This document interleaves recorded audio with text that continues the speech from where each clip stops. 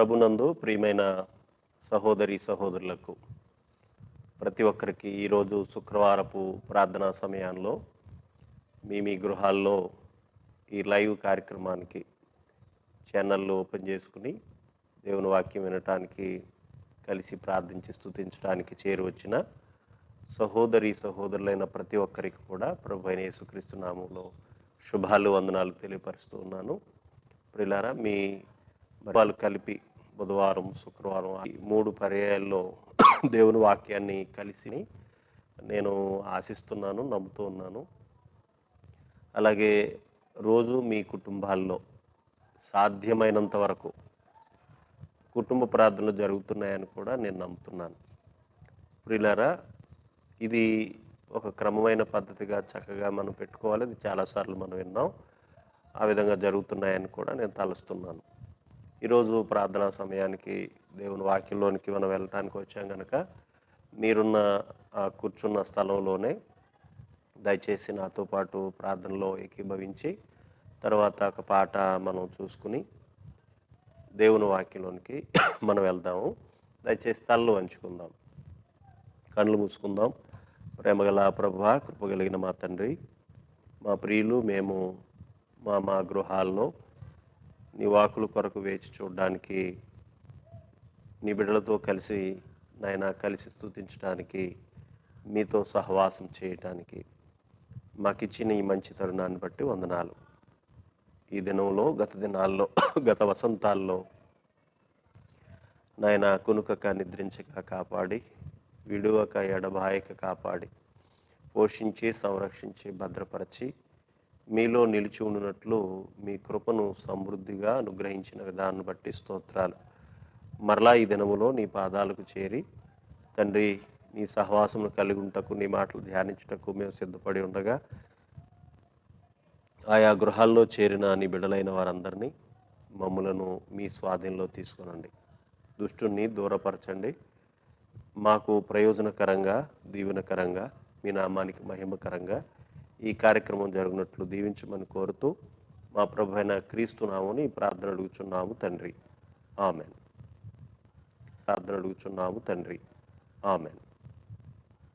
ప్రియమైన వారలారా, పాటల పుస్తకంలో ఎవరు నన్ను చేయి విడిచి అనే పాటను దయచేసి అందరూ కలిసి పాడాలని ప్రేమపూర్వకంగా కోరుతున్నాను. పాటను చూద్దాం, పాడదాం. ఎవరు నన్ను చేయి విడచినా యేసు చేయి విడువడు.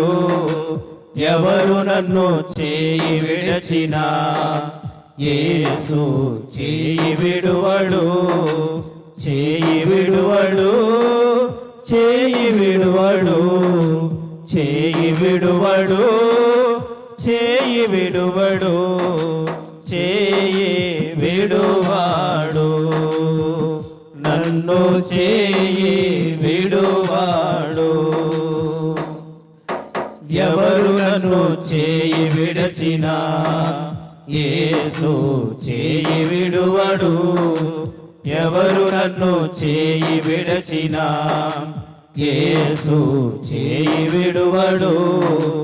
తల్లి ఆయనే, తండ్రి ఆయనే, తల్లి ఆయనే, తండ్రి ఆయనే.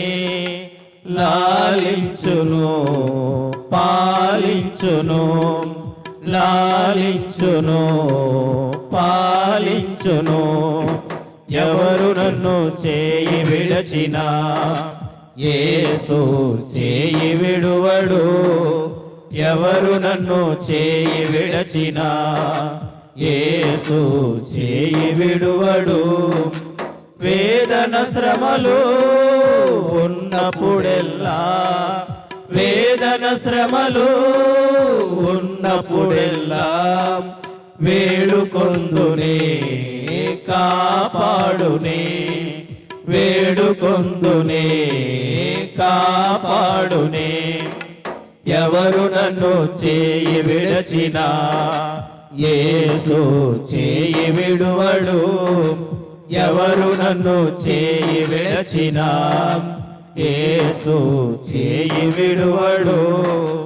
రక్తము తోడా కడిగి వేశాడే, రక్తము తోడా కడిగి వేశాడే, రక్షణ సంతోషం నాకు ఇచ్చాడే, రక్షణ సంతోషం నాకు ఇచ్చాడే.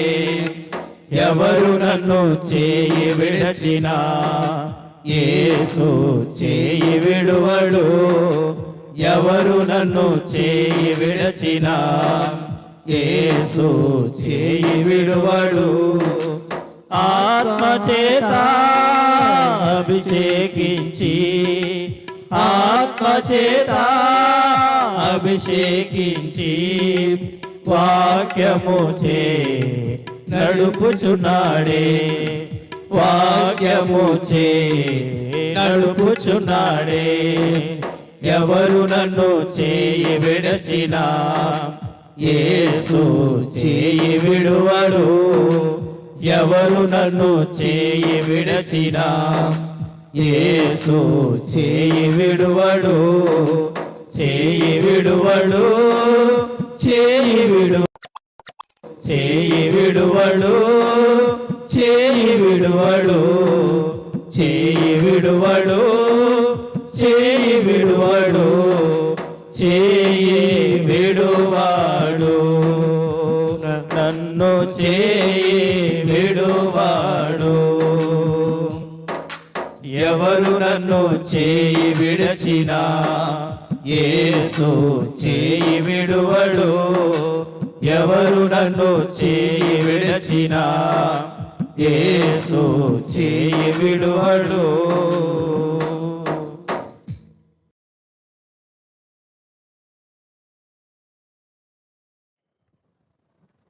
ప్రియమైన సహోదరి సహోదరులారా, దేవుని వాక్యంలోనికి వెళ్దాము.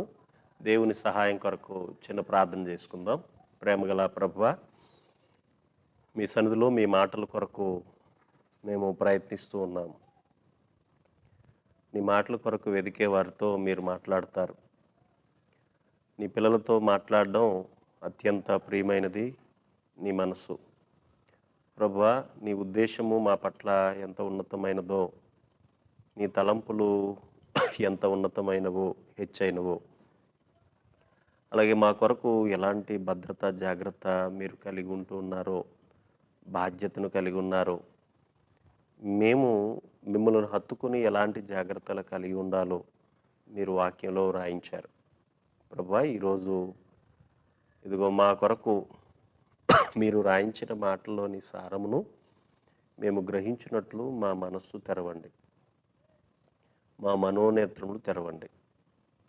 నీ మాటలను గ్రహించుకుని ఆ ప్రకారంగా మేము బ్రతుకున్నట్లు సంఘానికి సమాజానికి ప్రయోజనకరంగా, మీ నామానికి మహిమకరంగా, తండ్రి మాకు ప్రయోజనకరంగా ఉండునట్లు నీ మాటల ద్వారా మమ్మలను బలపరచమని కోరుతూ, నీ పరిశుద్ధాత్మ సహాయమును కోరుతూ క్రీస్తు నామమున ఈ ప్రార్థన అడుగుచున్నాము తండ్రి, ఆమేన్.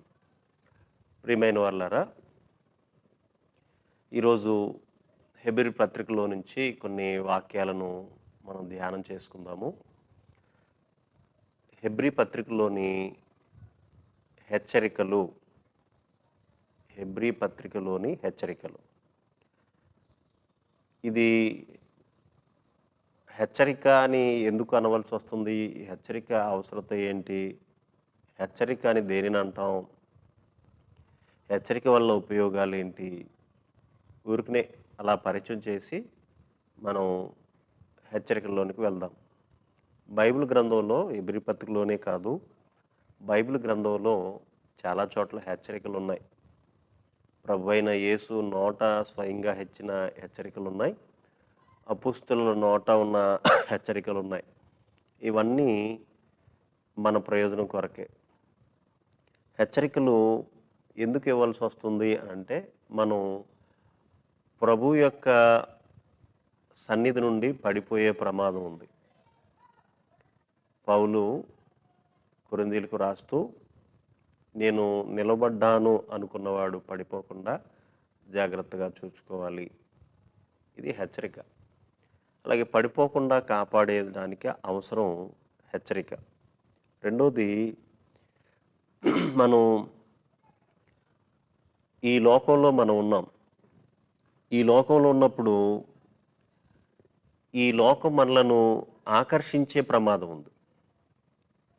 ఆ ఆకర్షణ మన మీద శత్రుత్వంతోనే అని గ్రహించలేని అయోమయంలో మన మీద ప్రేమ కారుతుందేమో, లోకానికి మన స్నేహం కోరుతుందని అయోమయ పరిస్థితుల్లోకి వెళ్ళి శత్రువైన లోకంలో ఆకర్షించబడే ఆకర్షణలోనికి వెళ్ళిపోయే ప్రమాదం కూడా మనకుంది. అందుకు హెచ్చరిక అవసరం. మూడవది, అసలు మనకు ఆగర్భ శత్రువు అనొచ్చు. ఈ మాట మీరు గ్రహించారో లేదో. దేవుని పిల్లలు, దేవుని సంకల్పంలో ఉన్న పిల్లలు ఎవరైతే వారు ఉన్నారో వారందరికీ వాడి శత్రువు, వాడే అపవాది.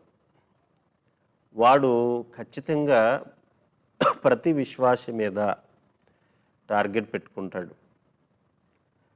మనం ఆ గ్రహింపు మనకు ఉండదేమో కానీ ప్రతి ఒక్కరి మీద నిఘా వేసుకుంటాడు.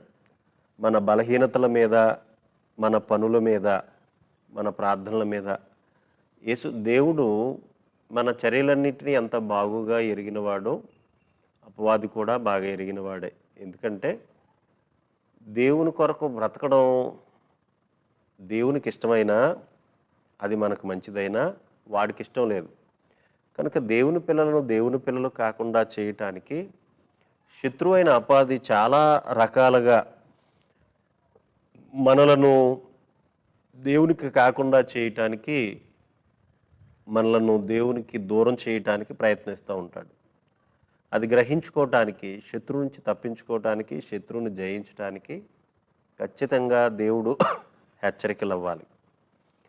ఆయన ఇలా చెయ్యి అడ్డు పెట్టి ఏదో నువ్వు తప్పించుకోరా అంటూ, నీకు స్వయంగా ఆయన మీద ఆధారపడేటట్లుగా చేసి, ఆయన అంటిపెట్టుకుని ఉంటే జయించే శక్తి నీకు ఇచ్చి ఆయన ఆ విధంగా చేస్తాడు. కనుక శత్రువును గమనించుకోవటానికి పౌలు కొరింథీయులకి మాట్లాడుతుంటాడు, మనము సాతాను తంత్రములను ఎరుగని వారము కాము. ఇంకా ప్రకటన గ్రంథంలో సాతాను యొక్క గూఢమైన సంగతులు ఎరుగుమని మీరు చెప్పుకుంటున్నారే, జాగ్రత్త సుమా, మీరు ఎరిగి ఉండాలి. అపోస్తుల్లో పెద్ద, సంఘ మొట్టమొదటి పెద్ద అయిన, లేదంటే సంఘానికి ప్రభు తర్వాత ఒక బండగా పిలువబడిన పేతురు గారు మనకు తెలుసు. ఆయన కూడా మీ విరోధైన అపవాది గర్జించే సింహం వలె ఎవరిని మృంగుదునా అని వెతుకుతూ తిరుగుచున్నాడు, కనుక నిబ్బరమైన బుద్ధి గలవారై మెలకుగా ఉండండి. అంటే ఖచ్చితంగా అపవాది గురించి, శత్రువు ఉన్నప్పుడు మనం జాగ్రత్తగా ఉండాలని లోకంలో లోక శత్రువుల గురించి మనుషులు మాట్లాడుకుంటారు. లోకంలో ఎవరు మనకు శత్రువులు కాదు, వారిని దేవుడు దుష్టుడు వాడుకుంటుంటే శత్రువుగా వారు ఉంటారు తప్ప వారు శారీరకంగా మనకు శత్రువులు కాదు. దైవికంగా వారు శత్రువులుగా ఉంటే మనం సమాధానాలు చెప్పటం, దేవుని పక్షాన్ని పోరాడడం అనేది వేరే. కానీ శారీరకంగా ఎవరు మనకు శత్రువులు కారు, అపవాది శత్రువు. కనుక నీకు హెచ్చరిక అవసరము. రెండోది, నువ్వు ధరించుకున్న శరీరం కూడా మంచిది కాదు. నేను ఇది 4 విషయాలు చెప్పాను ఇందులో. ధరించుకున్న శరీరం కూడా మంచిది కాదు. కనుక శరీరంలో కూడా పోరాటం ఉంటుంది. మన శరీరంలో పోరాటం జరుగుతుంది. పౌలు గలతీ పత్రికలో కానీ, పేతురు తన మొదటి పత్రికలో కానీ, పౌలు రోమా పత్రికలో కానీ, యాకోబు పత్రిక తన మాటల్లో కానీ, మన అవయవాల్లో మన ఆత్మకు, మన శరీరానికి పోరాటం జరుగుతుంది. ఇలాంటప్పుడు శరీరానికి ఎక్కువ అవకాశం ఇచ్చి పడిపోయే ప్రమాదం ఉంది, దేవునికి దూరం అయిపోయే ప్రమాదం ఉంది. ఆత్మ సంబంధమైన మనము శారీరక క్రియలు చేసి శరీర ఫలాన్ని కోసుకునే ప్రమాదం ఉంది. కనుక మన ఎటు పరిస్థితుల్లోనైనా హెచ్చరిక దేవుడు ఇవ్వకపోతే మనం దేవునికి దూరం అయ్యే ప్రమాదం ఉంది. కనుక హెచ్చరికలు.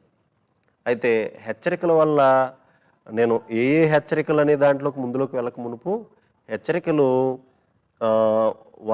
హెచ్చరికలు అవసరం ఏంటి అని మీకు చెప్పాను నేను 4 రకాలుగా. తర్వాత హెచ్చరిక వల్ల మనకు ఉపయోగాలు ఏంటి, మనం చెప్పుకున్న వాటికి వ్యతిరేకంగా మాట్లాడుకుంటే హెచ్చరిక మనల్ని మెలకువ చేస్తుంది ప్రియులారా. హెచ్చరిక మనల్ని మెలకువ చేస్తుంది. తర్వాత హెచ్చరిక ముందు జాగ్రత్తను చేస్తుంది. మూడవది హెచ్చరిక దేవుని ముందు లేదా దేవుని యందు నిలిచి ఉండేటట్లుగా చేస్తుంది. నాలుగవది హెచ్చరిక దేవుని వాగ్దానం పొందేటట్లుగా చేస్తుంది. మనం చెప్పుకునే వాటన్నిటిలో నేను వాటిని అనుసంధానం ఉన్న విషయాలను చెప్తున్నాను మీకు. నాలుగోది ఏంటంటే హెచ్చరికల వల్ల ఉపయోగాలు ఏమిటంటే మనము దేవుని వాగ్దానం పొందేటట్లుగా మనల్ని జాగ్రత్త చేస్తుంది. ఐదవది హెచ్చరిక ఏం చేస్తుందంటే దేవునికి భయపడేటట్లుగా చేస్తుంది. గమనిస్తున్నారా ప్రియులారా మీరు? హెచ్చరికలు అవసరత, హెచ్చరికల వల్ల ఉపయోగం, ఈ రెండు నేను మీకు చెప్పాను. కనుక దేవుడు మన మేలు కోరుకుంటాడు. చాలామంది తల్లిదండ్రులు పిల్లల్ని హెచ్చరిస్తున్నప్పుడు పిల్లలు వారి స్వేచ్ఛను హరిస్తున్నట్టు ఫీల్ అవుతూ ఉంటారు. దాన్ని ఖాతరు చేయరు, పట్టించుకోరు. కనుకనే వారు నష్టం పొందుతారు, అవమానం పొందుతారు, కన్నీరు పాలవుతారు. కనుక హెచ్చరిక ఎప్పుడు కూడా మనకు మేలుకరమైంది. అలాగే బైబిల్లో దేవుడు చాలా చోట్ల హెచ్చరిక ఇచ్చాడు. అందులో భాగంగా హెబ్రీ పత్రికలో ఉన్న హెచ్చరికలు 5 హెచ్చరికలు ఉన్నాయి. హెబ్రీ పత్రికలో అధ్యాయాల్లో ఉపదేశంతో పాటు బోధతో పాటు హెచ్చరికలు కూడా ఉన్నాయి. ఆ హెచ్చరికలు 5 రకాలు ఉన్నాయి. 5 రకాల హెచ్చరికలు చదివి నేను తర్వాత ఒక్కొక్క హెచ్చరిక యొక్క వివరణలోనికి నేను ముందుకు వెళ్తాను. చూద్దాం ప్రియులారా. నేను చదువుతున్నాను చూడండి. హెబ్రీలకు రాసిన పత్రిక 2వ అధ్యాయము 1వ వచనం. నేను ఆ తర్వాత అంతా దానికి వివరణ ఉంది, కానీ నేను జస్ట్ అలా వచనం మాత్రం చదువుతాను. కాబట్టి మనము వినిన సంగతులను విడిచిపెట్టి కొట్టుకొని పోకున్నట్లు వాటి యందు మరి విశేష జాగ్రత్త కలిగి ఉండవలెను. ఇది హెచ్చరిక. రెండోది హెబ్రీ పత్రిక 3వ అధ్యాయం 12వ వచనం. సహోదరులారా, జీవము గల దేవుని విడిచిపోవునట్టి విశ్వాసం లేని దుష్ట హృదయము మీలో ఎవని యందైనను ఒకవేళ ఉండునేమో అని జాగ్రత్తగా చూచుకొనుడి. మూడవది 4వ అధ్యాయం 1వ వచనం. ఆయన యొక్క విశ్రాంతిలో ప్రవేశించుదు అని వాగ్దానము ఇంకా నిలిచి ఉండగా మీలో ఎవడైనను ఒకవేళ ఆ వాగ్దానము పొందకుండా తప్పిపోవునని భయము కలిగి ఉందాం. 4వది 10వ అధ్యాయము హెబ్రీ పత్రికే 10వ అధ్యాయము నేను 26 చదువుతున్నాను చూడండి. అది 26 10వ అధ్యాయము 26 చదువుతున్నాను. మనము సత్యమును గూర్చి మీరు అలా కిందకు వెళ్తే ఇంకా చెప్పాలంటే 31 చదువుతాను. నేను పై దానికి అనుబంధంగా నేను ఉన్న విషయాన్ని వివరిస్తాను. 31 వచనం. జీవము గల దేవుని చేతిలో పడుట భయంకరము. ఆ పైనంతా దానికి దీనికి లింక్ ఉన్న మాట నేను మీకు చదివేశాను. ఒకవేళ దీన్ని మీరు ఇంకా టూకీగా మాట్లాడుకోవాలంటే, ఇంకో కోణంలో చెప్పుకోవాలంటే దీనికి అనుబంధంగా ఉన్నది. బుద్ధిపూర్వకంగా పాపం చేయొద్దు. ఈ 4వ హెచ్చరికలు ఏంటంటే బుద్ధిపూర్వకంగా పాపం చేయొద్దు. తర్వాత 5వది, మనం 5 హెచ్చరికలు చెప్పాను నేను. ఇదే హెబ్రీ పత్రికలో 12వ అధ్యాయము 15, 16 వచనాలు ఉన్న మాటను చదువుతున్నాను. మీలో ఎవడైనను దేవుని కృపను పొందకుండా తప్పిపోవునేమో అనియు చేదైన వేరు ఏదైనను మొలిచి కలవరపరచుట వలన అనేకులు అపవిత్రులైపోదురేమో అనియు. తర్వాత 16 వచనం. ఒక పూట కూటి కొరకు తన జ్యేష్ఠత్వపు హక్కును అమ్మివేసిన ఏసావు వంటి భ్రష్టుడైనను వ్యభిచారైనను ఉండినేమో అనియు జాగ్రత్తగా చూచుకొనుడి. నేను 5 చెప్పాను ప్రియులారా. ఇప్పుడు మొట్టమొదటిది ఏంటంటే వినిన సంగతులను విడిచిపెట్టి కొట్టుకొని పోకున్నట్లు వాటి యందు మరి విశేష జాగ్రత్త కలిగి ఉందుము. వినిన సంగతులు ఆ పైన మీరు ఆ 1 నుంచి 4 వచనం వరకు చదువుతున్నప్పుడు ఏంటి సంగతులు అంటే ఏంటి? దేవుని వాక్యం. పౌలు లేదా ఈ గ్రంథకర్త తన వాక్యాన్ని చెబుతున్నప్పుడు అంతకుముందు వారు ఏం విన్నారో ఆ వాక్యాన్ని తీసుకుని ఆ వాక్యాలు జ్ఞాపకం చేస్తూ ఉన్నాడు. అయితే పాత నిబంధనకు క్రొత్త నిబంధనకు ఉన్న తారతమ్యాన్ని చెప్పి వాటి ప్రాముఖ్యతను చెప్పి వాటిలో మీరు విశేష జాగ్రత్త కలిగి ఉండాలని హెచ్చరిస్తున్నాడు. ఒకవేళ విశేష జాగ్రత్త కలిగి లేకపోతే ఆ ప్రమాదం కూడా మాటలోనే చెప్పేశాడు. మనం చదువుకున్న లేకపోతే చెప్పుకున్న హెచ్చరికలోనే ఆ ప్రమాదం చెప్పేశాడు. మొట్టమొదటి ఇక్కడ చూడండి, 2వ వచనం చదువుతున్నాడు. ఎందుకనగా దేవదూతల ద్వారా రెండిటికి పోలిక చేసి ఉన్నతమైంది ఇంకా ఉన్నతమైన దాని గురించి చెప్పి ఎంత జాగ్రత్త కలిగి ఉండాలో చెప్తున్నాడు అన్నమాట, వివరిస్తున్నాడు ఆయన. ఎందుకనగా దేవదూతల ద్వారా, వాళ్ళకి ఇశ్రాయేలు చరిత్ర అంతా తెలుసు. హెబ్రీలు అంటేనే ఇశ్రాయేలులోంచి ఉన్నవారు. హెబ్రీలు అని ఎందుకు కనబడతారంటే వాళ్ళ తాత అబ్రహాము హెబ్రీయుడు అని పిలువబడ్డాడు కనుక వాళ్ళు హెబ్రీలు, వాళ్ళు ఇశ్రాయేలే, యూదులే కనుక వారికే చెప్తున్నాడు. వాళ్ళకి ఇశ్రాయేల్ చరిత్ర బాగా తెలుసు కనుక అందులో అంతా వాళ్ళకి సంబంధించిన విషయాలన్నీ ఇమిడ్చి చక్కగా ఈ గ్రంథకర్త వారికి వివరిస్తున్నాడు. ఈ పత్రిక నేపథ్యం ఏంటంటే, బాబు మీరు విశ్వసించిన వాడు చాలా గొప్పవాడు, వెనుక తీయకుండా విశ్వాసంతో ముందుకు సాగిపోండి అని హెచ్చరిస్తున్నాడు. ఈ పత్రిక సారాంశంలో చిన్నగా మీకు గుర్తుపెట్టుకోవడానికి. సరే, ఇప్పుడు ఏం చెప్తున్నాడంటే దేవదూతల ద్వారా 2వ వచనం 2:2 ఎందుకనగా దేవదూతల ద్వారా పలుకుబడిన వాక్యము స్థిరపరచబడినందున ప్రతి అతిక్రమమును అవిధేయతయు న్యాయమైన ప్రతిఫలం పొంది ఉండగా, ఆల్రెడీ జరిగిపోయింది, దేవదూతల ద్వారా వచ్చిన దాని ద్వారా. ఇప్పుడు 3-4 వచనం, ఎంత గొప్ప రక్షణను మనము నిర్లక్ష్యం చేసిన ఎలాగ తప్పించుకుందుము.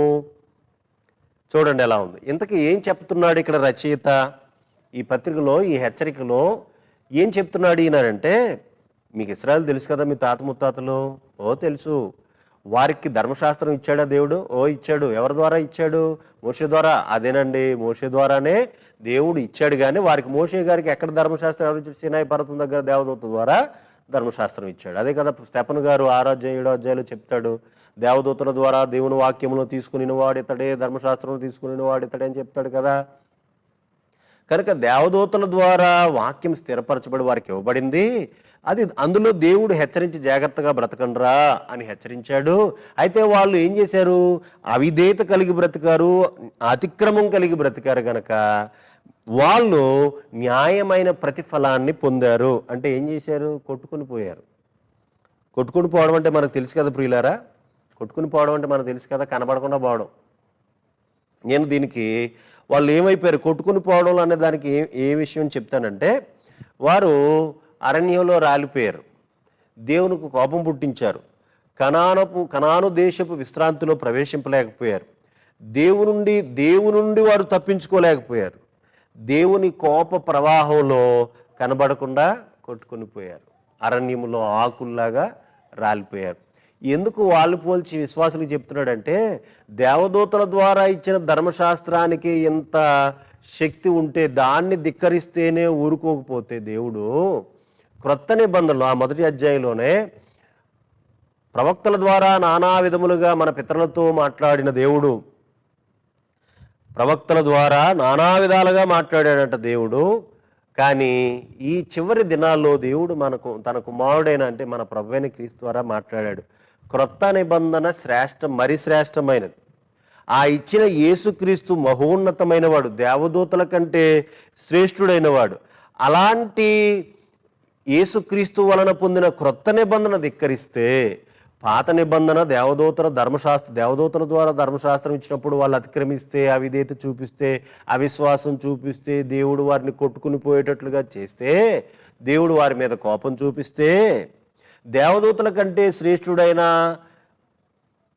పవిత్రమైన రక్తాన్ని కార్చిన యేసుక్రీస్తు ద్వారా ఇచ్చిన క్రొత్త నిబంధన అనగా అపోస్తుల ద్వారా యేసుప్రభు ద్వారా విశ్వాసులకు చెప్పబడిన మాటలను లేదా ఆయన ద్వారా ఇచ్చిన రక్షణను మీరు నిర్లక్ష్యం చేస్తే మీరు తప్పించుకుంటారా అని చాలా సీరియస్గా ఆయన మాట్లాడుతున్నాడు. అందుకని ఏమంటున్నాడు, బాబు వాళ్ళు అతిక్రమించి వాళ్ళు అవిధేయత చూపి వాటిని విడిచిపెట్టి దెబ్బతిన్నారు, శిక్ష పొందారు.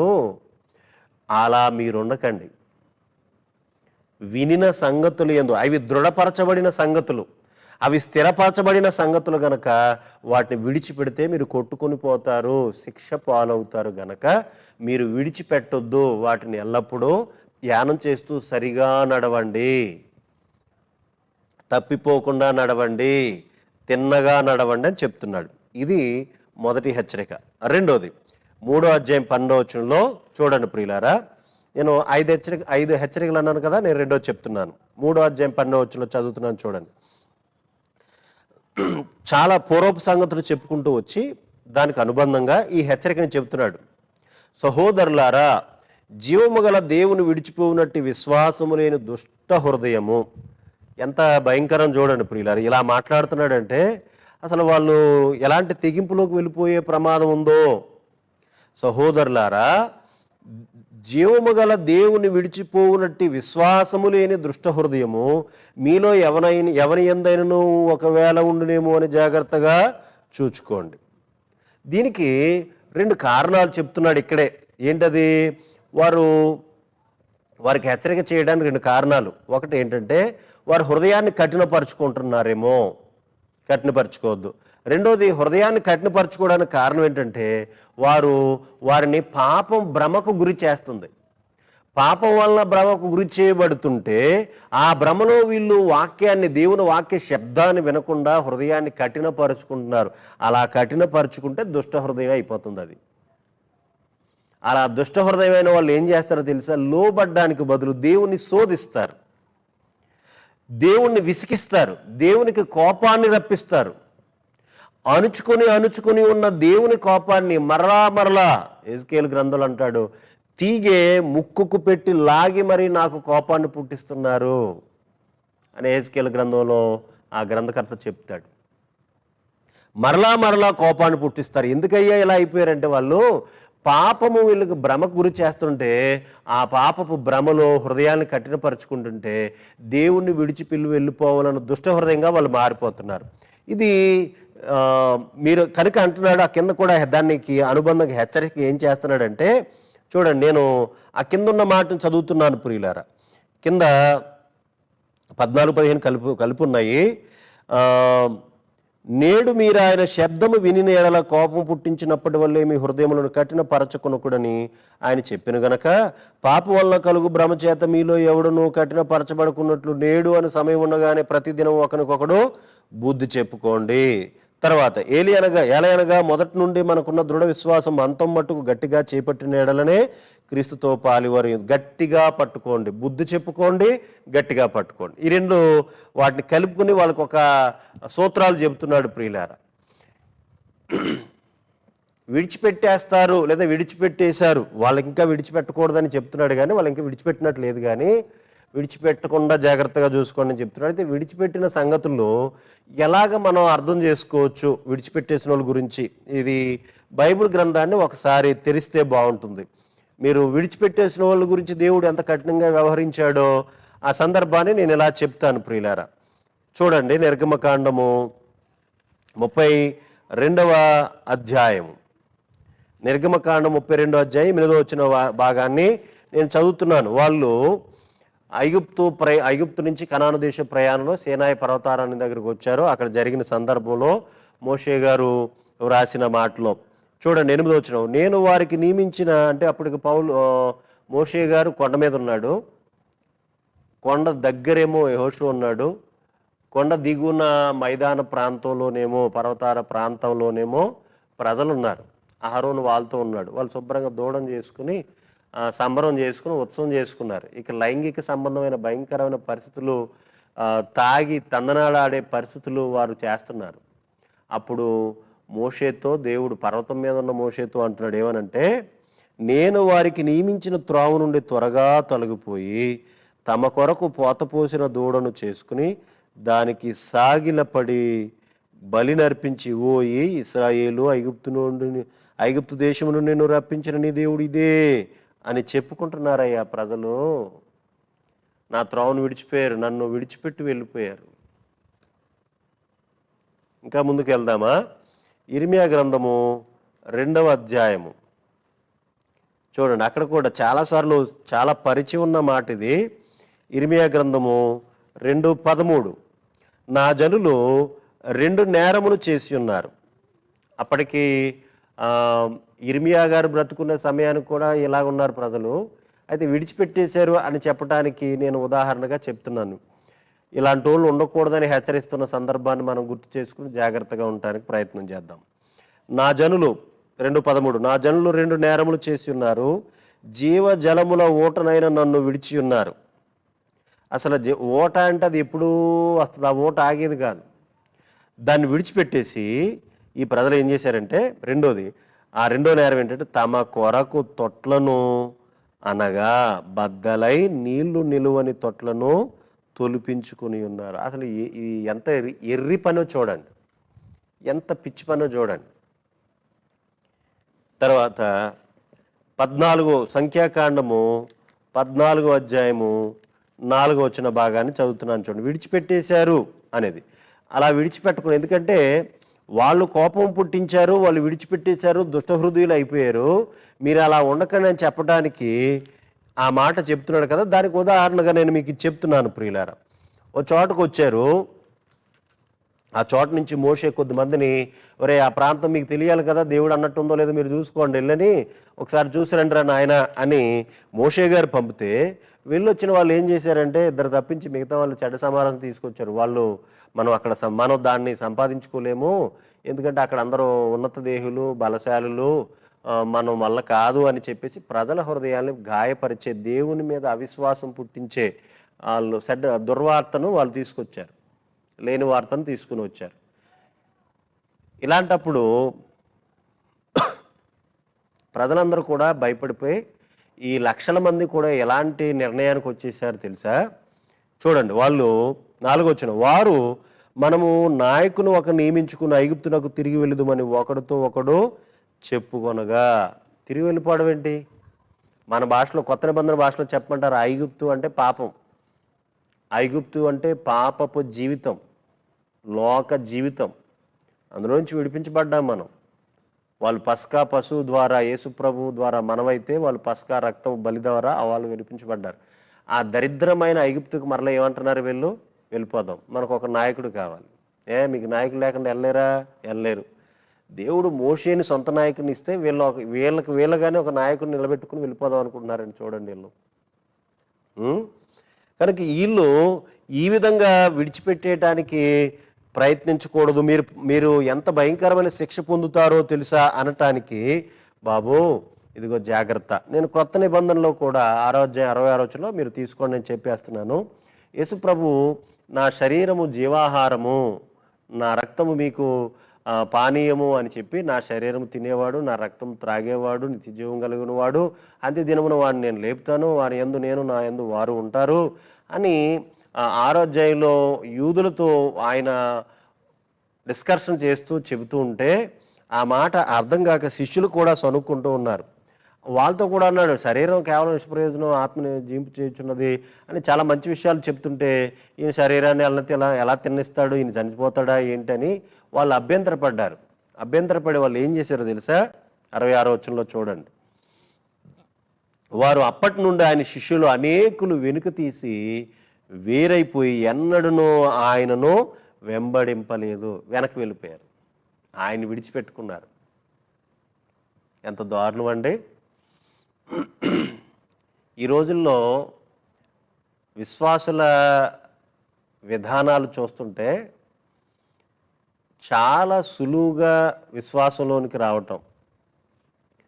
అది ఎలా ఉందంటే, కాలక్షేపం కోసం సినిమాకి వెళ్ళినట్టు, కాలక్షేపం కోసం ఏదో సెల్ ఆన్ చేసుకున్నట్టు, కాలక్షేపం కోసం కబుర్లు ఆడుకున్నట్టు, మనకు బోరు కొట్టిందిలే మళ్ళీ ఎందుకు వెళ్ళిపోదామని వెళ్ళిపోయినట్టు ఎంత సులువుగా అలా తీసుకుంటున్నారో, జీవితాన్ని కూడా, విశ్వాసాన్ని కూడా, దేవుణ్ణి కూడా, దేవుని సన్నిధిని కూడా, దేవుని సంఘమును కూడా అలా ఈజీగా తీసుకుంటున్నారు.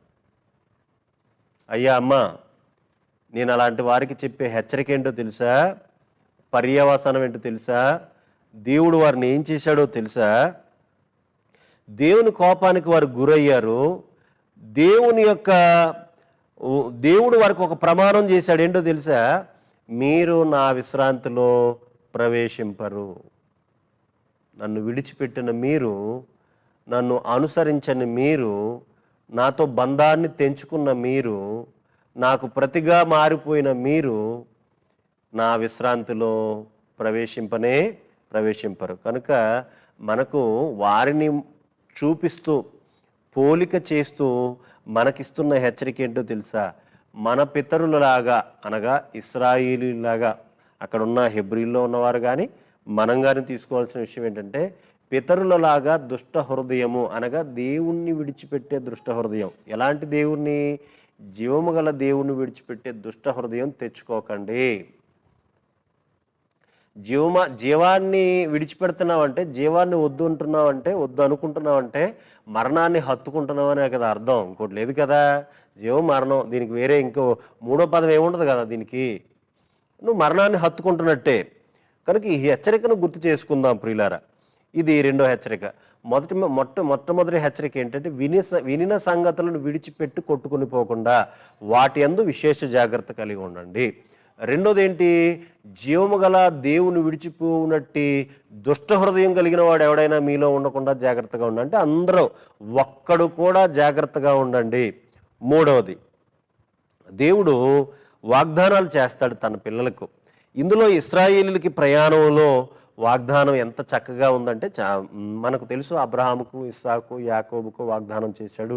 తర్వాత మోషేతో కూడా ఆ మాట చెప్పాడు. తర్వాత యెహోషువ కూడా దాన్ని స్థిరపరుస్తూ దేవుడు యెహోషువ ద్వారా దాన్ని స్థిరపరిచి వాగ్దాన దేశంలో ప్రవేశపెట్టాడు. మనందరికీ తెలిసింది. అయితే వారు ప్రయాణంలో ఉంటున్నప్పుడు వారు చాలామంది ఆ వాగ్దానాన్ని పోగొట్టుకున్నారు, తప్పిపోయారు. దేవుడు నెరవేర్చకుండా లేడు, ఆయన నెరవేర్చేదాన్ని పొందుకోలేకుండా చాలామంది పోయారు. 4వ అధ్యాయము 1వ వచనం, ఆయన యొక్క విశ్రాంతిలో ప్రవేశించుదు మన వాగ్దానము ఇంకా నిలిచి ఉండగా, మీలో ఎవడైనను ఒకవేళ ఆ వాగ్దానము పొందకుండా తప్పిపోవునేమో అని భయము కలిగి ఉందాము. ప్రియులారా, ఈ మాటను గమనించండి. మనము లోకము నుంచి ఎప్పుడైతే వేరైపోయామో, దేవునిలోనికి ఎప్పుడైతే వచ్చామో, దేవుడు ఎంత గొప్పవాడో తెలుసా? నిన్నే ఒక కుటుంబంతో నేను ఇలా అన్నాను, ఎందుకంటే దేవుడు ఆ సందర్భాలు బైబిల్లో చాలా వ్రాయించాడు. తను నమ్మిన బిడ్డలకు దేవుడు వాగ్దానాలు చేశాడు.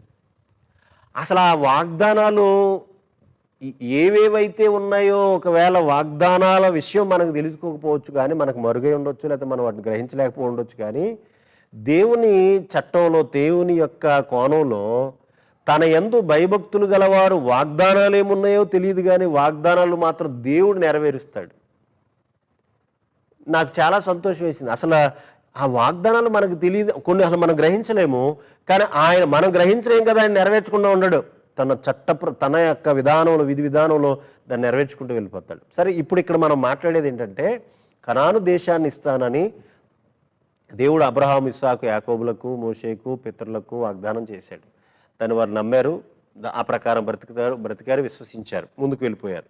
ఇప్పుడు ఇశ్రాయేలీలకు మోషే ద్వారా కనాను వాగ్దాన దేశాన్ని ఇస్తానంటున్నప్పుడు దాన్ని దేవుడు ఎలా పోల్చాడో తెలుసా? విశ్రాంతి అని పోల్చాడు.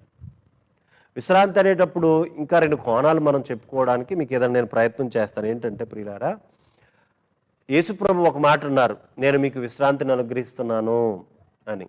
అది లోకం ఇచ్చినట్టుగా కాదని. ఇక బైబిల్ గ్రంథం మరొక విషయం విశ్రాంతి గురించి చెప్పబడింది. విశ్రాంతి అనేటప్పుడు చాలా జాగ్రత్తగా ఉండాల్సిన బైబిల్ గ్రంథంలో దేవుడు విశ్రాంతిని బలంతో పోల్చాడు. అది ఇక్కడ పెట్టుకోకండి, మనకు అవగాహన లోపం అయిపోతే చాలా ప్రమాదం. ఇక్కడ ఏం రాయబడుతుందంటే, వాగ్దాన దేశాన్ని ఇచ్చేటప్పుడు నా విశ్రాంతిలో ప్రవేశింపరు అని దేవుడు అన్నాడు. వారికి పోలికగా చెప్తూ వాగ్దాన దేశము ఒక విశ్రాంతిని ఇచ్చేది, యేసు ప్రభు మనకు విశ్రాంతిని ఇస్తానన్నాడు. ఇంకా చెప్పాలంటే అదొక గుర్తు మనకు. ఈ దేశాన్ని లేదా ఈ లోకాన్ని విడిచిపెట్టి వెళ్ళిపోతే నిత్య విశ్రాంతిలోనికి మనం వెళ్ళిపోతాం. విశ్రాంతిని కొనసాగించుకుంటూ నిత్య విశ్రాంతిలోకి వెళ్ళిపోతాం, అది పరలోకం. ఇప్పుడు ఇశ్రాయేలీలకు వాగ్దాన దేశముగా విశ్రాంతిని ఇస్తానని ఆ పోలికలో చెప్తున్నాను సుమా నేను. ఇస్తే ఆ వాగ్దానాన్ని పట్టుకుని కొంతకాలం బాగా బయలుదేరి విశ్వసించిన వాడు విశ్వాసంలో నిలిచి ఉంటేనే కానీ, విశ్వాసులతో కలిసి ఉంటే కానీ, అనగా సంఘంతో కలిసి ఉంటేనే కానీ ఆ వాగ్దానం నెరవేరదు. కొంతమంది ఏం చేస్తారు తెలుసా? మీరందరూ సంఘానికి వెళ్తే నేను నా ఇంటికాడ ప్రార్థన చేసుకుంటాను, నేను నా సెల్ ఓపెన్ చేసుకుని నా సిస్టమ్ ఓపెన్ చేసుకుంటాను, బోల్ మెసేజ్లు వినొచ్చు. మీరే చెప్పాలంటే వార్తలు, మీరే చెప్పాలంటే వాక్యాలు బోల్ వస్తాయి. చాలామంది పాపం ఈ రోజుల్లో కరోనా గురించి నేను మాట్లాడలేదు, కానీ చాలామంది ఇలా అనుకున్నారు. అమ్మా అయ్యా, నువ్వు సంఘములో, సంఘ పరిచర్యలో సంఘముతో కలిసి ఉంటేనే జరిగేది ఇది నీకు తెలియాలి. ఓ విశ్వాసిగా, ఒక విశ్వాసి సహోదరిగా, సహోదరుడిగా నీకు తెలియాలి. నాకు సంఘ ప్రార్థన అవసరం లేదంటే, నేను ఆదివారం ఆచరించుకోవడానికి వస్తానంటే, నెలకు బల్ల కోసం వస్తానని అంటే నువ్వు అసలు రక్షించబడిన వ్యక్తివి కాదని నీకు ఆ విషయం తెలుసుకో. మారాలి, మారు మనసు పొందాలి. ఈ మాట చూడండి, వాగ్దానం దేవుడైతే ఇచ్చాడు, వారు పొందలేదు, తప్పిపోయారు. అలా తప్పిపోకుండా మీరు జాగ్రత్తగా ఉండనని చెప్తున్నాడు. యేసుప్రభు యొక్క విశ్రాంతి దేవుడు మనకు ఆయన అనుగ్రహించారు. పరలోక విశ్రాంతిని కూడా ఆయన ఇవ్వబోతున్నారు. అయితే ఈలోగా ఏం చేయాలో తెలుసా? ఆ కిందే ఉందో చూడండి. వారికి మనకి హెచ్చరికలు, పోలికలు చెప్తున్నాడు. వారికి ప్రకటింపబడినట్లు మనకును సువార్త ప్రకటింపబడెను. వారిని కూడా దేవుడు ప్రకటన చేశాడు. కానీ వారు వినిన వారితో విశ్వాసము గలవారై, రెండు విషయాలు చెప్పాడు. వినిన వారితో విశ్వాసము గలవారై లేరు, విశ్వాసులతో కలిసి లేరు. తర్వాత కలిసి ఉండలేదు గనుక విన్న వాక్యము వారికి నిష్ప్రయోజనమై ఉన్నది. ఏమైపోయారండి వీళ్ళందరూ? ప్రియులారా, వాగ్దానాన్ని పోగొట్టుకున్నారు. కనుక ఎవరైనా మీలో వాగ్దానం పొందకుండా తప్పిపోతారేమో, జాగ్రత్తగా ఉండండి. దీన్ని అనుబంధంగా చివరిలో చెప్పాడు. చివరి వచనాల్లో 16వ వచనంలో ముందే 11వ వచనంలో, ఇదే అధ్యాయం 11వ వచనంలో ఈ హెచ్చరికను మరలా తిరిగి చెప్తున్నాడు. చూడండి, 4వ అధ్యాయము 11వ వచనం నేను చదువుతున్నాను. కాబట్టి అవిధేయత వలన, వాళ్ళ అవిధేయత విశ్వాసంతోనే కదా వాగ్దానం పోగొట్టుకున్నారు. మరలా చెప్తున్నాడు, కాబట్టి అవిధేయత వలన వారు పడిపోయారు. వాళ్ళు పడిపోయినట్లుగా మనలో ఎవడునూ పడిపోకుండా ఆ విశ్రాంతిలో ప్రవేశించుటకు జాగ్రత్త పడదాం. చూడండి, దానికి అనుబంధంగా ఉన్న హెచ్చరిక ఇది. ఈ 3వ హెచ్చరికను మన జాగ్రత్తగా, ఈ హెచ్చరికలన్నీ ఖాతరు చేయాలి. నేను లోకంలో ఉన్నప్పుడు నాకు ఇష్టం వచ్చినట్టు బ్రతికానండి, దేవుడి దగ్గరికి వచ్చాక నాకు ఇష్టం వచ్చినట్టు బ్రతుకుతానండి, ఆయనకి ఇష్టం వచ్చినట్టు బ్రతకాలని నాకు ఇష్టం ఉండదండి అని అంటే ఇక నిన్ను ఎవరేం చేయలేరు. ఎందుకంటే హెచ్చరికలు చెబుతున్నాడు. ఎందుకంటే ఎవరైనా దేవుని ముందు నిలబడాలి, మనం ఆయన న్యాయపీఠం ముందు నిలబడాలి కదా. ఎక్కడికి పారిపోతాం? ఏ శరీరం తప్పించుకోలేడని ఆయన చెప్తున్నాడు కదా. ప్రతి ఒక్కడు ఆయన న్యాయపీఠం ఎదుట ప్రత్యక్షం కావాలని చెప్తున్నాడు కదా. అందరూ ఆయన ధవల సింహాసనం ముందు అందరూ నిలబడి ఉండేది చూచితునని ప్రకటన గ్రంథం మనకి 20వ అధ్యాయంలో యోహాను గారు చెప్తున్నాడు కదా. ఎక్కడ మర్చిపోతాం? మనం మర్చిపోకూడదు, ఈ విషయాన్ని గమనించుకోండి.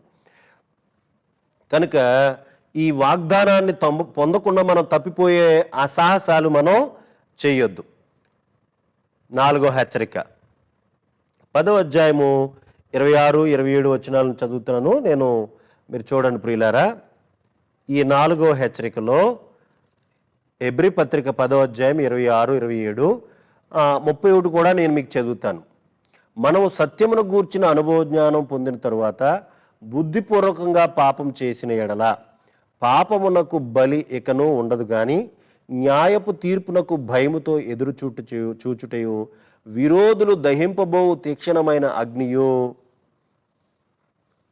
ఇకను ఉండును అని అన్నాడు. చూడండి, ఇంకా ఈ 31వ వచనం, జీవమగల దేవుని చేతిలో పడుట భయంకరం. కొన్నిసార్లు ఆ నోట్లో పడకండిరా బాబు మనం అయిపోతాం అంటారు. అలాగే కొంతమంది ఏం చేస్తారు, నా చేతిలో పడకంటారు, చూసారా బలవంతులు. దేవుడు అంటున్నాడు, నా చేతిలో పడకండి, ప్రమాదం. పూర్వపు చరిత్రలో, బైబిల్ చరిత్రలోనూ ప్రపంచ చరిత్రలో కూడా దేవుని చేతిలో పడ్డ వాళ్ళు ఉన్నారు. వాళ్ళ చరిత్ర చూస్తే గడ గడ గడ గడ వణుకుతాం మనం. ఇక్కడ చెప్తున్నాడు దేవుడు ఏమనంటే, ఈ సందర్భంలో దేవుణ్ణి మీరు 6వ అధ్యాయానికి వెళ్తే ఇది కూడా కొంచెం అర్థం చదువుతాను నేను. 6వ అధ్యాయం కూడా చదువుతాను, చూడండి ప్రియులారా. 6వ అధ్యాయము 4 నుంచి చదువుతున్నాను. ఒకసారి వెలిగింపబడి పరలోక సంబంధమైన వరమును రుచి చూచి పరిశుద్ధాత్మలో పాలివారై దేవుని దివ్యవాక్యమును రాబోవు యుగ సంబంధమైన శక్తుల ప్రభావమును అనుభవించిన తర్వాత తప్పిపోయిన వారు తమ విషయములలో దేవుని కుమారుని మరలా సిలువేచు బాహాటంగా ఆయనను అవమానపరుచున్నారు గనక మారు మనసు పొందినట్లు అట్టి వారిని మరలా నూతన పరచుట అసాధ్యము. ఎట్లనగా భూమి తన మీద తరచుగా కురియు వర్షమును త్రాగి ఎవరి కొరకు వ్యవసాయం చేయబడినో వారికి అనుకూలమైన పైరులను ఫలించుచు దేవుని ఆశీర్వచనము పొందును.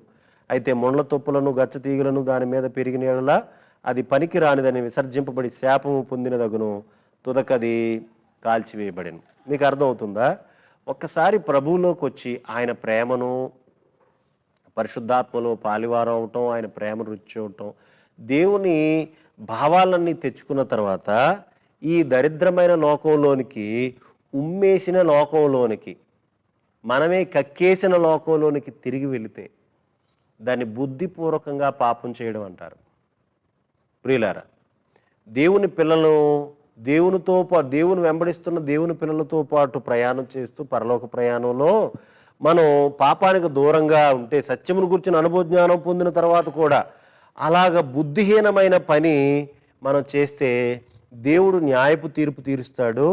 ఖచ్చితంగా ఆయన దహించు అగ్నిగా, ఆ మాటలో ఆయన ఏం చెప్తున్నాడంటే ప్రతిఫలం చెప్తున్నాడు. చూడండి ప్రియులారా, పాపానికి నువ్వు చేసిన ఆ పాపానికి మళ్ళీ తిరిగి బలి, ఎందుకంటే యేసుప్రభు బలి చివరి బలి, తిరిగి ఎక్కడ బలి ఉండదు. నిత్య బలి, సదాకాలము నిలుచు బలి అని చెప్పాడు దేవుడు ఇదే హెబ్రీ పత్రికలో. ఇక బలి ఉండదు మరలా తిరిగి, కనుక క్షమాపణ చాలా కష్టం. తర్వాత ఎక్కువైన దండనకు మీరు ఆ మాట చూస్తే 29వ వచనంలో చివరి మాట ఉందో చూడండి. ఎందుకింత అంటే న్యాయపు తీర్పు జరుగుతుంది, దహించబో తీక్షణ అగ్ని ఉంది, ఎక్కువ దండనకు పాత్రుడవుతాడు. మీరు అలా కిందకు చదువుకుంటూ వెళ్తే 28, 29 వచనాల్లో ఖచ్చితంగా నేను న్యాయ విధి ప్రకారంగా నేను తీర్పు తీరుస్తాను. నీవు ఏం చేసావంటే దేవుని కుమారుని పాదములతో త్రొక్కావు, దేవుని యొక్క కుమారుని రక్తము అపవిత్రమైనదిగా ఎంచి 29వ వచనంలో నేను చెప్తున్నాను, దేవుని కుమారుని నిబంధన రక్తమును అపవిత్రమైనదిగా ఎంచావు, దేవుని పరిశుద్ధాత్మను తిరస్కరించావు, ఇక ఎంత ఎక్కువైన దండన మీ మీదకు వస్తుందో అని హెచ్చరిస్తున్నాడు. మీకు ఏం తోస్తుందో మీరు అర్థం చేసుకోండి. కనుక హెచ్చరిక ఏంటంటే జీవముగల దేవుణ్ణి బుద్ధిపూర్వకంగా మీరు ఆయనకు దూరంగా, ఆయనకు వ్యతిరేకంగా పాపం చేస్తే ఆయన చేతిలో పడిపోతారు. దేవుడు మనల్ని హత్తుకోవాలి తప్ప దగ్గరకు చేతులతో తీసుకుని ఆయన చేతుల్లో పెట్టుకుని శిక్షించకూడదు. చాలా ప్రమాదం ప్రియులారా. ఆయన చేతిలో పడుట భయంకరం. కనుక ఆయన హెచ్చరిస్తున్నాడు. అందుకనే కింద వచనాల్లో ఏం చెప్పేస్తున్నాడంటే మీ వెలుగును ఆర్పుకోవద్దు, మీ పోరాటాన్ని ఆపవద్దు, మీకున్న ధైర్యాన్ని విడిచిపెట్టొద్దు, ఆ చివరి వరకు వెళ్ళిపోతే ఓర్పుగా ఉండండి. దేవుడు మిమ్మల్ని వెలిగించాడు, మీరు ఆర్పుకోవద్దు. మీరు పోరాటం చేస్తూ ఉన్నారో ఆ పోరాటం ఆపవద్దు. ధైర్యంగా ఉన్నారు, బహుమానం కలుగుతుంది కనుక ధైర్యాన్ని విడిచిపెట్టొద్దు. ఓర్పుగా ఉన్నారు కనుక వాగ్దానం సొంతం చేసుకోండి, మీరు వెనుక తీసి వేరైపోకండి ఆ చివరి వచనాల్లో మాట్లాడుతున్నాడు. నేను 4 హెచ్చరికలు ఇలా చెప్పాను ప్రియులారా. ఇక చివరిగా 5వ హెచ్చరికలోనికి వెళ్దాం. ఇంతకీ ఈ హెచ్చరిక కూడా మనం 6వ అధ్యాయాన్ని అన్నట్టుగానే కనబడుతుంది. అయినా దీన్ని చూద్దాం. ఈ హెచ్చరికలో ఏం చెప్తున్నాడు ఆయన? 12వ అధ్యాయము 15వ వచనం 16 వచనాలను చదువుదాం. 15, 16 వచనాలు. మీలో ఎవడైనా, లేదంటే 14 నుంచి కూడా లింక్ ఉంది కనుక చదువుతున్నాను నేను. చూడండి, అందరితో సమాధానమును పరిశుద్ధతయు కలిగి ఉండుటకు ప్రయత్నించండి. పరిశుద్ధత లేకుండా ఎవడు ప్రభువును చూడడు. మీలో ఎవడైనను దేవుని కృపను పొందకుండా తప్పిపోవునేమో అనియు, చేదైన వేరు ఏదైనను మొలిచి కలవరపరచుట వలన అనేకులు అపవిత్రులైపోదురేమో అనియు. చూడండి, చేదైన వేరు ఒక్కటైతే మొత్తం కొమ్మలన్నిటికీ ఏమవుతుంది? అది వెళ్ళిపోతుంది. అది మొత్తం చేదైన వేరు అలా భూమిలోంచి శాఖ అందించిందంటే కొమ్మలన్నీ ఏమవుతాయో తెలుసా? చేదైపోతాయి. పౌలు రోమపత్రికలు అంటాడు, వేరు పరిశుద్ధమైనదైతే కొమ్మలన్నీ పరిశుద్ధములే కదా. చక్కగా చెప్తాడు కదా. వేరు చేదైనదైతే దాని నుంచి వచ్చే ఫలాలన్నీ ఏమవుతాయి? మొత్తం అపవిత్రం అయిపోతాయి, చేదైపోతాయి. కనుక అపవిత్రులైపోదురేమో అనియో ఎగ్జాంపుల్ చెప్పాడు. చూడండి అసలు ఇందులో దీని గురించి ఏం చెప్తున్నాడు ఈ హెచ్చరికలు అంటే, మీరు పరిశుద్ధతను పోగొట్టుకోవద్దు. ఆ ప్రారంభం ఏంటంటే, మీరు అపవిత్రులుగా మారొద్దు, పవిత్రతను పోగొట్టుకోవద్దు, పరిశుద్ధత కలిగి సమాధానం కలిగి ఉండండి. దేవునితో గడిపేవాడు సమాధానాన్ని వెంటాడి దాన్ని వెతికి పట్టుకుంటాడు, దాన్ని కొనసాగిస్తాడు. ఎవరు గందరగోళం ఎవరు పాపంలో పడిపోతారో చెప్పమంటారు ప్రియులారా? ఎప్పుడు ఎదుటివారి గురించి నా గురించి ఏమనుకుంటున్నారు, నా గురించి ఏమనుకుంటున్నారు, నా గురించి ఏం చెప్పుకుంటున్నారు అని తన బాధ్యతను ప్రక్కన పెట్టుకుని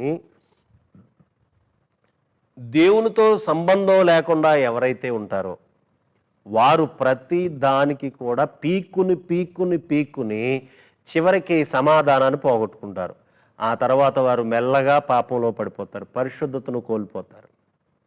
దేవునితో సంబంధం లేని వారు ఇలా అయిపోతారు. దానికి ఎగ్జాంపుల్ ఏం చెప్తున్నాడంటే, చాలా దూరం ప్రయాణం చేశాడు ఈ గ్రంథకర్త. ఎక్కడ? ఆదికాండంలోనికి వెళ్ళిపోయాడు. ఎవరు పిల్లల్లోకి వెళ్ళిపోయాడు? ఇస్సాకు కొడుకులైన ఏసావు యాకోబుల జీవితం దగ్గరికి వెళ్ళి చెప్తున్నాడు.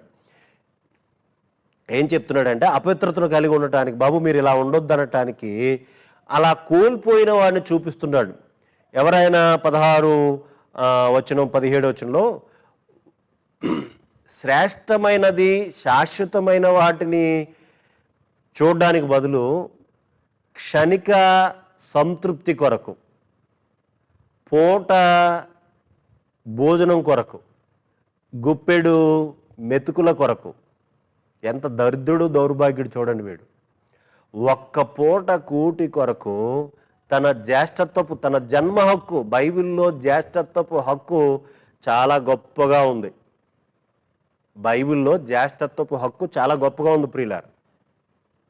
అలాంటి జ్యేష్ఠత్వపు జన్మ హక్కును ఒక గుప్పెడు మెతుకుల కోసం పోగొట్టుకున్నాడు పనికిమాలుడు. మీలో చాలామంది ఉంటారు కదా, ఎక్కడికైనా వెళ్తే భోజనాలు బాగా ఆడతారని అడిగే వాళ్ళు ఉంటారు. వీళ్ళని ఏమనాలో తెలియదు. ఎక్కడికైనా మీటింగ్కి వెళ్తే అక్కడ మంచి మాటలు దేవుని సేవకులు చెబితే వాటిని గురించి ఆలోచించుకుని నేను ఇలా బ్రతకాలి కదా, దేవుడు ఇలా నాతో మాట్లాడాడు కదా అనుకోరు. కూరలో ఉప్పు తక్కువైందా, కూరలో రుచి తక్కువగా ఉందా, కూరలో ఇంకేస్తే ఏం బాగుంటుంది, సరిగ్గా ఉండారా లేదా, అందరూ సరిగ్గా తిన్నారా లేదా, ఏంటి సోది? అది ఒక్క పూట అండి. నీ ఇంటికాడ అన్నీ తెచ్చుకుని అన్నీ వండుకుని తిను.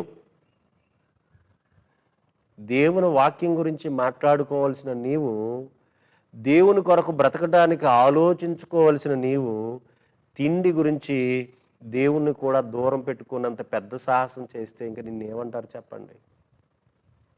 నీ బ్రతికేమైపోద్ది చెప్పండి? ఉన్నారు బైబిల్లో ఇలా తిండి కోసం దేవుని ఆజ్ఞను ధిక్కరించిన వాళ్ళు చాలామంది ఉన్నారు. జాగ్రత్త సుమా. ఒక పూటే కదండి ఇక్కడ రాయబడింది. జన్మ హక్కును పోగొట్టుకున్న దరిద్రుడు, దౌర్భాగ్యుడు. అందుకనే ఇక్కడ ఒక దానికి కింద ఏమన్నాడో తెలుసు, వాడు అలాంటి వాడు ఉంటాడేమో, మీ దగ్గర జాగ్రత్తగా చూసుకోండి అని చెప్పి అంటాడు. 17 వచనం, ఏసావు ఆ తరువాత ఆశీర్వాదము పొందగోరి కన్నీళ్లు విడుచుచు దానికోసరము శ్రద్ధతో వెతికినను మారు మనసు పొందని అవకాశము దొరకక విసర్జింపబడినని మీరు ఎరుగుదురు కదా. ఏమండి? మీరు ఎరుగుదురు కదా. మీరు ఈ మాటను గమనిస్తున్నారా? ఒక్కసారి కోల్పోయిన దాన్ని మీరు తిరిగి తెచ్చుకోవడం అంటే అది చాలా అసాధ్యం, చాలా అసాధ్యం. జాగ్రత్తగా ఉండాలి, జాగ్రత్తగా ఉండాలి. ఈ లోకమంతా మాయ, మోసం, భ్రమ, నటన, ఎండమావి, కళ ఏముండదు. లోకానికి ఇది తెలీదు, నీకు తెలిసింది. దేవుడు చెబితే తెలిసింది మనకు. కనుక ఆయన అంటాడు, ఏసావు మరలా పాపం పొందాలనుకుంటాడు. దేవుడిచ్చిన అవకాశాన్ని కోల్పోయాడు ఏసావు. దొరకలేదు, విడిచిపెట్టబడ్డాడు. నీ సంగతి నా సంగతి మనం ఆలోచించుకోవాలి. జాగ్రత్త సుమా. అపవిత్రమైన చేదైన వేరు రాకుండా చూసుకోవాలి. సంఘం అంతా ఈ విధంగా పరీక్ష చేసుకోవాలి, పరిశీలన చేసుకోవాలి. కనుక ప్రతిఫలం చాలా భయంకరమైనది. ఇలాంటి విషయాల్లో నిన్ను జాగ్రత్త చేసుకుంటూ 25వ వచనంలోనికి వెళ్దాం. చూడండి, మనం ముగింపు కలిగి ముందుకు వెళ్ళిపోదాం. ముగింపు మాటలోనికి వెళ్దాం. దీనికి ఎంత సీరియస్గా చెప్పాడంటే 25వ వచనం, మీకు బుద్ధి చెప్పుచున్న వానిని నిరాకరింపకున్నట్లు చూచుకొనుడి. వారు భూమి మీద నుండి బుద్ధి చెప్పిన వాని నిరాకరించినప్పుడు తప్పించుకొనకపోయిన ఎడల పరలోకము నుండి బుద్ధి చెప్పుచున్న వాడిని విసర్జిస్తే అలా విసర్జించిన మనం తప్పించుకొనకపోవుట మరి నిశ్చయము కదా. మరలా ఇందాక చెప్పాడు కదా, వారు ధర్మశాస్త్రం ద్వారా వచ్చిన దాన్ని నిరాకరిస్తే, తృణీకరిస్తే, అతిక్రమిస్తేనే దేవుడు వారిని విడిచిపెట్టలేదు. దేవుడు వారిని కోప ప్రవాహంలో కొట్టుకుని పోయేటట్టుగా చేశాడు. అలాగే మనం ఇందాక చదువుకున్న దాంట్లో కూడా అసలు మోషే ధర్మశాస్త్రం మాట మీదే ఎవరిని దేవుడు వదిలేవాడు కాదు. అలాంటిది యేసుప్రభువును కాదంటే, మన పదార్థాలు చదువుకున్న యేసుప్రభువునే కాదంటే, ఆయన అపవిత్రంగా ఆయన రక్తాన్ని ఇచ్చితే ఆయన ఊరుకుంటాడా? ఆయన చేతిలో పడతారు, మీరు భయంకరంగా పోతారు అని చెప్పినట్టుగా భూమి మీద మోషే గారు బుద్ధి చెప్పాడు. కానీ పరలోకం నుండి ప్రభు బుద్ధి చెబుతున్నాడు. ఆయన నుండి తప్పించుకునే ఛాన్స్ ఎవరికైనా ఉందా? తప్పించుకునే ఛాన్స్ లేదు. కనుక హెచ్చరికలను ఖాతరు చేయండి. ఈ 5 హెచ్చరికల్లో మనకి ఏమర్థమవుతుందంటే ప్రియులారా, మీరు వెనుక తీసుకోవద్దు, మీరు పొరపాట్లో పడొద్దు, మీరు పాపంలో పడొద్దు, మీరు విడిచిపెట్టొద్దు. చివరికి మనం ఏం చేయాలయ్యా అని అంటే, ఈ 12వ అధ్యాయము ముగింపు మాటలో 28, 29, అందువలన మనము నిశ్చలమైన రాజ్యం పొంది దైవ కృప కలిగి ఉందుము. ఆ కృప కలిగి వినయ భయభక్తులతో దేవునికి ప్రీతికరమైన సేవ చేద్దాం. ఇలా సాగిపోదాం. హెచ్చరికలన్నీ చెప్పి ఇలా సాగిపోదాం అని చెప్తున్నాడు. మరలా నేను మీకు గుర్తు చేస్తున్నాను ప్రియులారా, ఈ 5 హెచ్చరికలు ఖచ్చితంగా వారితో పాటు మనకు కూడా ఇవ్వబడ్డాయి. మీరు దేవుని వాక్యం అనే వినిన సంగతులను విడిచిపెట్టి కొట్టుకుని పోకున్నట్లు ఆ వాక్యం యందు లేదా ఆ సంగతుల యందు దృఢపరచబడిన దేవుని వాక్య సంగతుల యందు మరి విశేష జాగ్రత్త కలిగి ఉండాలి. రెండోది, జీవము గల దేవుని విడిచిపెట్టి మీరు దుష్టహృదయులుగా ఉంటే గనక, అలాంటి వాడు ఉంటాడేమో, అందరూ జాగ్రత్తగా ఉండండి. మూడవది, ఎబ్రీ పత్రిక 4వ వచనంలో వాగ్దానాలు ఇచ్చాడు దేవుడు. మనకు పరలోక విశ్రాంతి వాగ్దానాన్ని ఇచ్చాడు, లేదా నిత్య జీవాన్ని ఇస్తానని వాగ్దానం ఇచ్చాడు. మొదటి యోహాను పత్రిక 2వ అధ్యాయం 25వ వచనంలో నిత్య జీవం ఇస్తానని ఆయనే మనకు చేసిన వాగ్దానము. నిత్య జీవమును గురించి అబద్ధమాడనారని దేవుడు వాగ్దానం చేసినాడు. మనం 10వ అధ్యాయం 25వ వచనంలో చదువుకుంటాం కదా. అక్కడ ఏముంటుందో తెలుసా? మనకు తెలుసు కదా ప్రియులారా, వాగ్దానం చేసిన దేవుడు నమ్మదగిన దేవుడు. అదే కాదు ఉంది ప్రియులారా, 10వ అధ్యాయము 23వ వచనంలో ఉంది. అది వాగ్దానం చేసిన దేవుడు నమ్మదగిన దేవుడు. ఇది నాలుగోది చెప్తున్నాను నేను. బుద్ధిపూర్వకంగా అనగా జీవము గల దేవుని చేతిలో పడే భయంకరమైన బుద్ధిపూర్వకమైన పాపము చేయొద్దు. అన్నీ తెలిసి దేవుణ్ణి విడిచిపెడితే నీకు చాలా ప్రమాదకరమైన శిక్ష ఉంది. నువ్వు తప్పించుకోలేవు, ఆయన చేతిలో పడతావు. తర్వాత 5వది ఏంటో తెలుసండి, వ్యభిచారిలాగా భ్రష్టుల్లాగా మారిపోయే ప్రమాదం ఉంది. పరలోకం నుండి బుద్ధి చెప్పేవాడిని మీరు తప్పించుకోలేరు. కనుక అపవిత్రంగా మీరు మారొద్దు. చేదైన వేరు మీలో రావద్దు. మరలా తిరిగి మారు మనసు పొందుదామని మాత్రం మీరు అనుకోవద్దు. ఇది ప్రమాదం. జాగ్రత్తగా ఉందాం. దేవునికి ఇష్టమైన సేవ చేద్దాం. విశ్వాసంలో కొనసాగిపోదాం. ఆ 13వ అధ్యాయులంతా చూస్తే చివరికి మనం ఈ లోకం నుంచి వెళ్ళిపోతాం. దేవుడు మనల్ని తీసుకుని వెళ్ళిపోతాడు. ప్రభుత్వం మనం ఉంటాం. గనక ఉండబోచున్న దానికోసం మనం ఎదురు చూస్తూ ఆయన స్తుతిస్తూ మంచి సేవ చేసుకుంటూ ముందుకు వెళ్ళిపోదాం అని చక్కగా 13వ అధ్యాయం ముగింపులోకి వెళ్ళిపోయాడు. కనుక ప్రియులారా, ఈ 5 హెచ్చరికలను పట్టించుకుంటూ జాగ్రత్త చేసుకుంటూ ఈ పత్రిక విధానంలో వెనక చూడొద్దు, విశ్వాసంతో ముందుకు సాగిపోదాం, పాపంలోకి వెళ్ళొద్దు, భ్రమలోకి వెళ్ళొద్దు, ఆయనలో నిలిచుండి ముందుకు కొనసాగిపోదాం. ఈ విధంగా ఈ పత్రికలో 5 హెచ్చరికలు మిగతా విషయాలతో పాటు చెప్పబడ్డాయి. ప్రియులారా, ఈ మాటలను దేవుడు మన హృదయాల్లో ఫలింపచేయునుగాక. చిన్న ప్రార్థన చేసుకుని మనం ప్రకటన చూసుకొని ముగించుకుందాం. ప్రేమ కలిగిన తండ్రి, దయగలిగిన మా ప్రభువా, ఈ యొక్క రాత్రికాల సమయంలో మేమందరము నీ సన్నిధిని చేరి ఉన్నాము. ఆయా గృహాల్లో నీ బిడ్డలు చేరారు, నీ మాటలు విన్నారు. ప్రభువా, వారిని బలపరచండి. మేమందరము మమ్మల్ని మేము పరిశీలన చేసుకుని మా జీవితంలో, మా చర్యల్లో, మా పనుల్లో, మా ఆశయాల్లో, మా ఆలోచనలో, మా ప్రణాళికల్లో నాయన లోక సంబంధమైనవి లేకుండా పరసంబంధమైన తలంపులతో ప్రభువా, వెర్రివారముగా కనిపించే ఈ లోకానికి కనిపించే మేము ఎంత జ్ఞానము కలిగిన వారమో, ఎంత వివేకము కలిగిన వారమో నీ వాక్యాన్ని బట్టి మేము సరిచేసుకుంటూ జాగ్రత్త చేసుకుంటూ నాయన, మేము వెర్రివారుగా ఈ లోకం ఆలోచిస్తున్నా వారు ఎంత వెర్రిలో ఉన్నారో వారికి మేము ఆ విషయాలను అవగాహన చేసేటట్లుగా మమ్మల్ని అందరినీ బలపరచండి.